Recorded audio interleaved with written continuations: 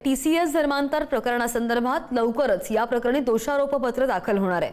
तब्बल 1000 पानांचा पहिलं दोषारोपपत्र दाखल होण्याच्या तयारीत आहे।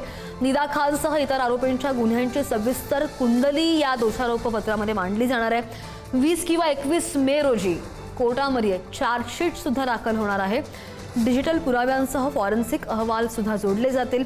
फिर्यादींचे जबाब, call records, chats, social media संवादाचा समावेश, प्रत्येक आरोपी विरोधातील कट, सहभागाचा लेखाजोखा सुद्धा मांडला जाणार आहे। पुढच्या आठवड्यामध्ये 800 ते 1000 पानी चार्जशीट दाखल होण्याची सुद्धा शक्यता आहे। तयारी सुद्धा पूर्णत्वाला गेलेली आहे।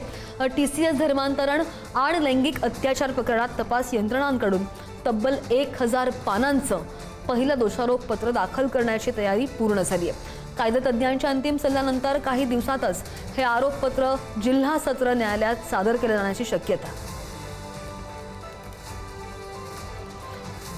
आपल्या सोबत आमचे प्रतिनिधी आहेत किरण ताजणे। आपण त्यांच्याकडे पुन्हा एकदा जाऊयात। किरण, या तपासाची व्याप्ती किती वाढलेली होती, धागेदोरे कुठे कुठे मिळालेले आहेत, या सगळ्याचा पाठपुरावा आपण सातत्याने करत होतो। आता प्रतीक्षा होती दोषारोपपत्राची, ते सुद्धा दाखल होत आहे। अपडेट्स सर, श्रद्धा 20 किंवा 21 मेच्या दरम्यान हे दोषारोपपत्र म्हणजे चार्जशीट दाखल होण्याची शक्यता आहे।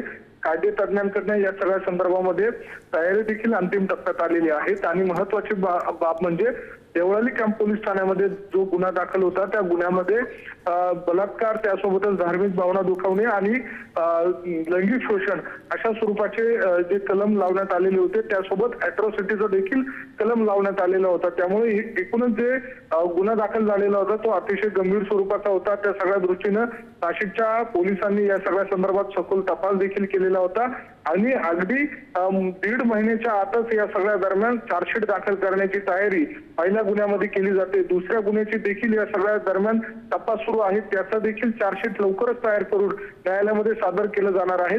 एकूणच जे संशयित आरोपी आहेत त्यांच्या अनुषंगाने अतिशय भक्कम पुरावे जमा करण्याचं काम नाशिक शहर पोलिसांनी केलेलं होतं। SIT देखील स्थापन करण्यात आलेली होती आणि त्या सगळ्या अनुषंगाने तपासाला जो वेग आलेला होता त्याचा एक कायदेशीर प्रक्रिया म्हणून चार्जशीट देखील लवकरात लवकर दाखल करण्याचा नाशिक पोलिसांचा प्रयत्न दिसून येतोय।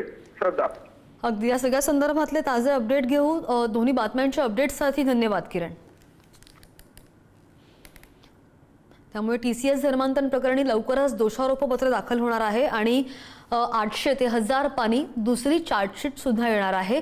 त्यामुळे याकडे लक्ष असेल, कारण की या तपासाची व्याप्ती बरीच वाढलेली होती आणि पुढारी न्यूजनं सातत्यानं ताजे अपडेट्स देण्याचा या संदर्भात प्रयत्न केला। आमचे प्रतिनिधी किरण ताजणे यांनी ताजे अपडेट्स आपल्यापर्यंत पोहोचवलेले आहेत। आता निदा खानसह इतर आरोपींच्या गुन्ह्यांची सविस्तर कुंडली या दोषारोपपत्रामध्ये मांडली जाणार आहे आणि 20 किंवा 21 मे रोजी कोर्टामध्ये चार्जशीटही दाखल होणार आहे। त्यामुळे काय कारवाई होते याकडे तर लक्ष असणारच आहे।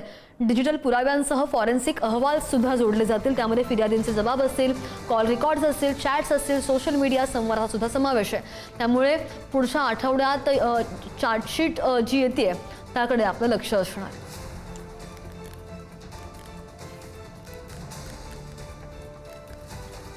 Thank you.